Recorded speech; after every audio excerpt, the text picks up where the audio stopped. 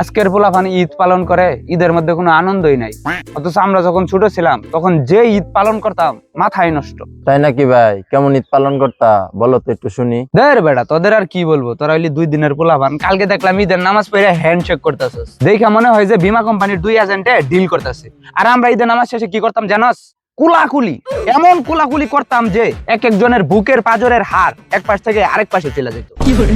কঠিন ভাই, কঠিন। সে আবার কি? আর তোরা চাঁদরাতে কি করস? চাঁদরাতে মদ খাস। আমরা কি খাইতাম জানোস? না ভাই, কি খাইতা? কিছুই খাইতাম না, এক বিন্দু দানা পানিও খাইতাম না। কেন ভাই? কারণ আমরা রাগ করতাম। কেন? হুদায় রাগ করতাম, কোনো কারণ না থাকলে কারণ খুঁজা বের করে তারপরে রাগ করতাম। কারণ এটা হইলো ছোটদের ঈদ সংবিধান, যে তারা ঈদের আগে চাঁদরাতে আব্বু আম্মুর সাথে রাগ করবে এবং রাগ করে ভাত খাবে না। জনি, তুই কয় টাকা সালামি পাইছস? পাইছি 1500 টাকা পাইছি। 1500? মাত্র 1500? আমরা যখন ছোট ছিলাম তখন আমাদের সালামি দিত 2 টাকা করে। ওই 2 টাকা এখনকার 200 টাকার সমান।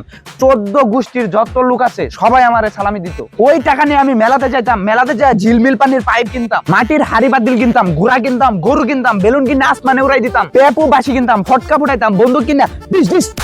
তারপরেও টাকা শেষ হইতো না। তারপরেও যে টাকা থাকতো ওই টাকা দিয়ে চাইলে একটা ব্যবসা করা যেত।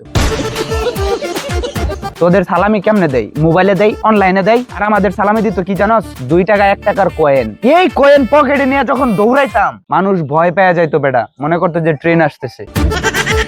আমরা যখন ছোট আছিলাম এই বেটা সারা দিন মার্বেল খেলতাম। কঠিন মার্বেল খেলা হইতো। তোরা বেটা সারাটা দিন এই ছবি তুলস, এই আইফোন দিয়ে ছবি তুলস, স্যামসাং দিয়ে ছবি তুলস। আর আমরা কি করতাম জানোস? কি করতা? আমরা যখন ছোট ছিলাম তখন আমার এক আঙ্কেল প্রতিদিন একটা ক্যামেরা নিয়ে আসতো। ওই ক্যামেরা দিয়ে ছবি তোলার জন্য এলাকাবাসী সবাই ওই আঙ্কেলের পিছনে সারাটা দিন লাইন ধরে দাঁড়াই থাকতাম। সারাটা দিন লাইনে দাঁড়াই থাকতাম। তারপরে সন্ধ্যার আগে আগে একটা ছবি তুলতে পারতাম। ওই যে তুললাম, ওই তোলা পর্যন্তই, তারপরে আর ছবি দেখতে পারতাম না। কেন? কারণ ওই ছবি আঙ্কেল শহর থেকে প্রিন্ট করে নিয়ে আসা দিত, অনেক সময় লাগতো। কত সময় লাগতো ভাই? ওই ছবি হাতে আসতে আসতে আরেকটা ঈদ চলে আসতো। আমরা চাঁদরাতে পটকা ফুটাইতাম না তো, আমরা চাঁদরাতে বন্ধুরা মিলে রসকস খেলতাম।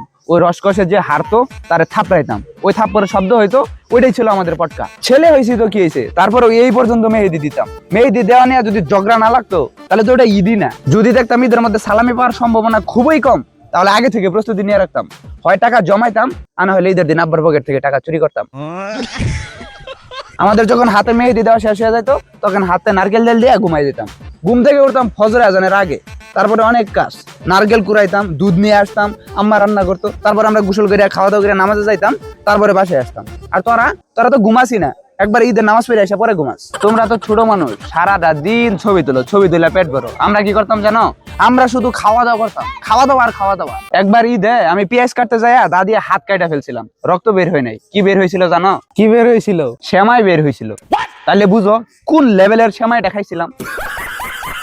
আমাদের সময় গেলে ও ঈদের দিন একটা অদ্ভুত নিয়ম আছিল, আমরা কেউ পানি খাইতে পারতাম না, আমরা আরসি খাইতাম।